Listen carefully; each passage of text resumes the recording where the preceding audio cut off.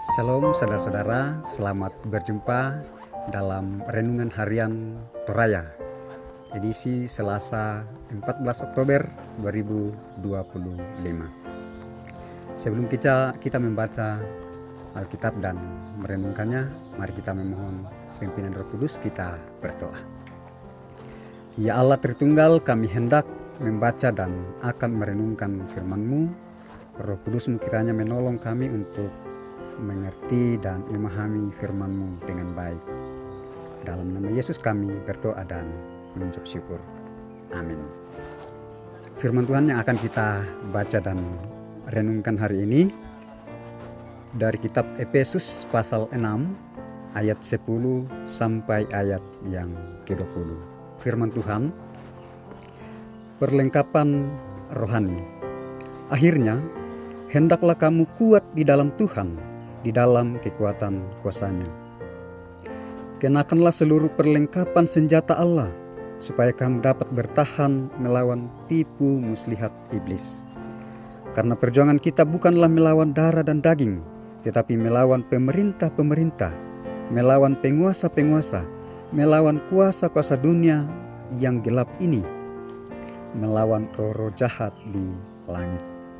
Sebab itu, ambillah seluruh perlengkapan senjata Allah, supaya kamu dapat mengadakan perlawanan pada hari yang jahat itu dan tetap berdiri sesudah kamu menyelesaikan segala sesuatu. Jadi berdirilah tegap, berikat pinggangkan kebenaran, dan berbaju sirahkan keadilan. Kakimu berkasutkan kerelaan untuk memberitakan Injil damai sejahtera. Dalam segala keadaan, pergunakanlah perisai iman, sebab dengan perisai itu kamu akan dapat memadamkan semua panah api dari si jahat. Dan terimalah ketopong keselamatan dan pedang roh, yaitu firman Allah.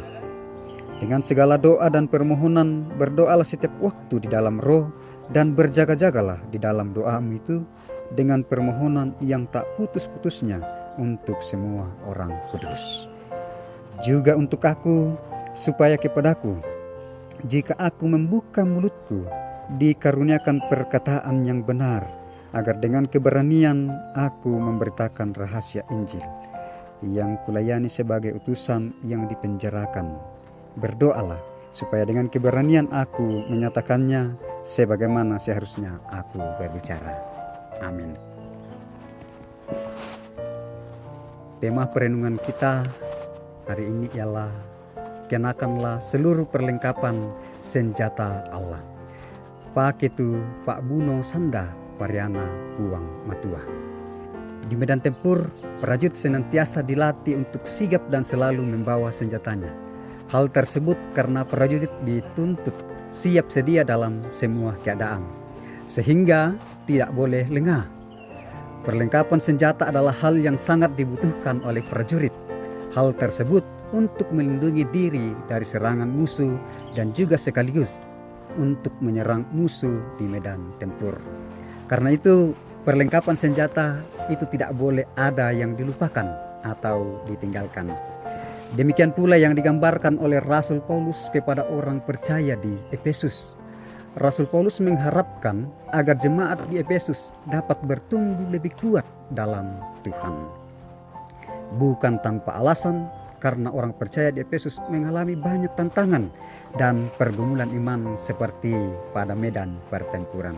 Karena itu, Rasul Paulus menguatkan orang percaya untuk selalu menggunakan seluruh perlengkapan senjata Allah. Hanya dengan menggunakan dan mengandalkan seluruh senjata itu, maka mereka akan tetap teguh dan kuat dalam Kristus. Perlengkapan senjata Allah yang dimaksud ialah berikat pinggang kebenaran, berbaju sirahkan keadilan, berkasutkan kerelaan, perisai iman, ketopong keselamatan, dan pedang roh, yaitu firman Allah. Keseluruhan senjata ini tidak boleh terlupakan atau tertinggal. Orang percaya harus selalu mengenakannya agar tetap kuat dalam Tuhan serta dapat mengalahkan kuasa kegelapan. Kita adalah orang yang lemah dan terbatas. Kita hanya bisa kuat ketika kita mengandalkan Tuhan. Mengandalkan Tuhan berarti menggunakan seluruh perlengkapan senjata Allah. Hanya dengan mengandalkan Tuhan, maka kita akan kuat di medan pertempuran iman, di mana banyak tantangan dan pergumulan selaku orang percaya. Karena itu, waspadalah senantiasa dengan mengandalkan seluruh perlengkapan senjata Allah. Amin. Mari kita berdoa.